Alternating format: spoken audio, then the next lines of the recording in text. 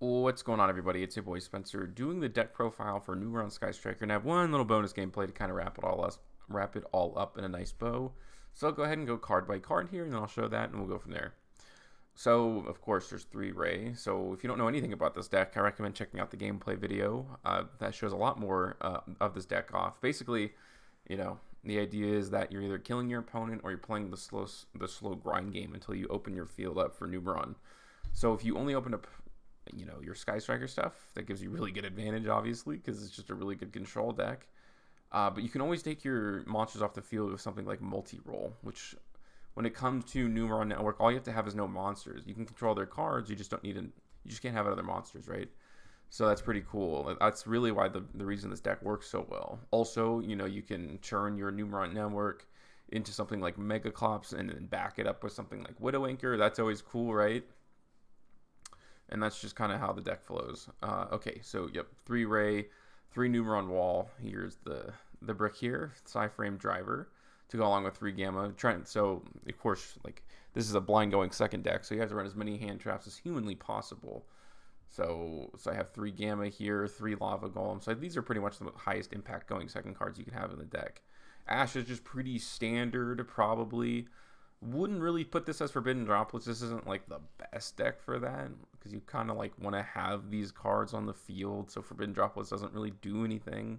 And Ash is just like always the most used card in the game.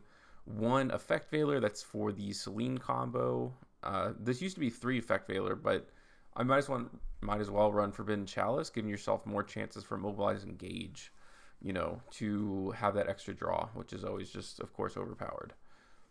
Widow Anchor at 3, that's always nice, plus 2 Shark Cannon. So this little section here, so this is what, 3, 6, 9, 12, 15, 17. You can kind of call this an 18 going second cards. Probably pretty standard when it comes to blind going second, I would hope. 1 Hornet Drones, 1 Engage. If this card was at 2, it would be so cool, because I do run Upstart Goblin just to get a free card basically in the graveyard. I guess it could be another Forbidden Chalice. I mean, that's fair. I just kind of like to draw deeper into the deck. It's always kind of a good thing, because it doesn't really feel necessary, right? Like, isn't 15 going, like 17 going second cards enough, you would think? Maybe not, maybe not. But yep, going on to multi-roll, 2 Area 0, because I do run terraforming and set rotation, so you don't want to draw 1 and not be able to use set rotation. This kind of sucks. You want to have as many opportunities to get the Numeron Network as humanly possible. Reinforcement of the army, pretty good. Upstart Goblin, terraforming, and set rotation. So you have 3 Numeron Network, obviously, set rotation, terraforming is another option, and then you obviously have Numeron Wall. So lots of ways to get to it. Lots of ways to get to that card, which is what you want to do. That's how it works. And then 2 Numeron Calling. You always want 2 in case 1 gets negated. If you run it at 1, you're just hurting yourself. Honestly, what I would probably do is make this Avarice. It's probably like the better decision. I think I used to do that anyways. Where is it at?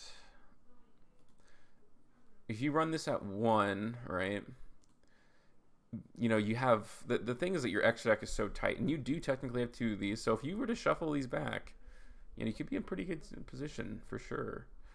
So I would probably make that change 100%, because you're able to cycle through your Sky Striker stuff so much, and if you just cycle through your entire extra deck again, like, you're not even going to touch anything from your main deck, probably it's a pot of greed, plus you just refueled your entire extra decks. This makes more sense to me. Okay, going on into the number stuff. So number 4, 1, 2, 3. I don't run the Numeron, the one that banishes everything. Most of the time, it's just not relevant enough, unfortunately. You could definitely put it in there if you want to, of course. Like, this is such a silly deck anyways. I can't see it. Oh, it's this one right here. Number C1. When it's XYZ summon, you banish all monsters on the field. If it banished all cards on the field, it'd be a different story. But the extra deck is just a little too tight otherwise to put this in. At least the way that I play this deck, obviously. Access code goes with the Selene line, which also is related to Hulk. Megaclops is just... You're really good going first kind of option. Like, if you get Megaclops behind Summon Limit, you probably win the duel.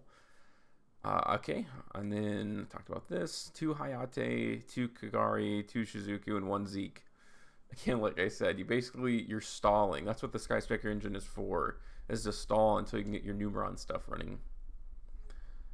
Okay, on to the side. 3 Lightning Storm, 3 Nibiru. This could probably be like evenly matched, to be honest with you, because you do like. Why would you ever replace these 2 cards? The only idea is that if you don't know if your opponent's going to force you to go first or second, Nibiru is always kind of a good option there, but I don't know. I suppose evenly isn't like always the best card, especially in these kinds of formats.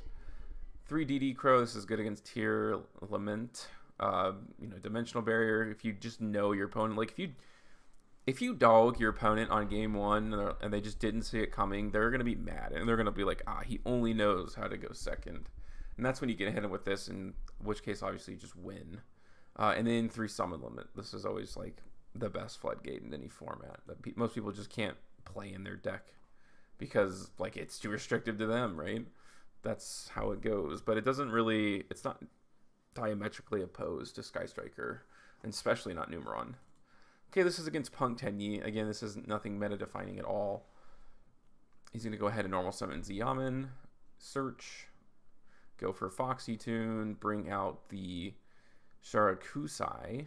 Okay, that's the fusion, which brings out 2 other ones from the deck. I figured he was just going to go into the Chaos. And yeah, like, unfortunate, right? You have 17 technically going second cards. I don't open a single one. But I might be able to work with this. It just depends on the top deck.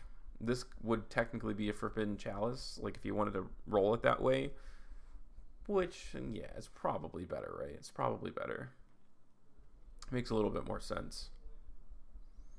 Okay, he's doing a bunch of stuff. I'm not sure what it's going to turn out to. Okay, a Baron. And I'm going to go ahead and bring out this Numeron Network right there when he's declaring end phase. Maybe trying to bait out the Fleur, but actually I'm probably pretty good. He's going to let that go through, which is kind of interesting. He's going to change out with Hulk, and then he's going to use Formula Synchron effect to Synchro Summon into the Chen Ying, but then I just go into Mega Clop. So he really held on, basically holding on to this Fleur until the next game. I always love this interaction, because then you can, drop the Area 0, get the last gate that you didn't use with the Mega Clops, and then maybe add something. Always cool. And then he Twin Twisters there, so, okay, pretty unfortunate. He's going to attempt to banish Mega Clops, can't do that. It is unaffected by monster effects. I wish it was unaffected by everything. Like, obviously, Numeron just needs a new boss monster, and this is the best that it gets. He's going to go for Psychic End Punisher. This is still a Synchro deck, so I don't think he has, like, a clean out. Now, he can get really a high attack boosted monsters here. But I don't know if he has, like, a way to, like, get this off the board. Effect Veiler can go ahead there and negate with the Charmer. So, okay. Can go ahead and use Shark Cannon. He has not used the negate. He has not used the pop for Fleur. Like I said, he was waiting until next game. I can go ahead and banish the Chen Ying there. And this is just enough for lethal, which is hilarious. So I do get to attack directly, and then I just go attack over this for game. Like, when I look at replays like this is the idea of how the deck works. Like, okay, when I play it like this, I can see that there's potential, because that was pretty good, right? I had it out to a lot of, like, things that he didn't. And the Sky Striker stuff and the Numeron worked hand in hand, as you saw. So let me know what you guys think about this deck in the comment section down below. Other than that, that's going to do it for today's video, and I'll see you guys next time.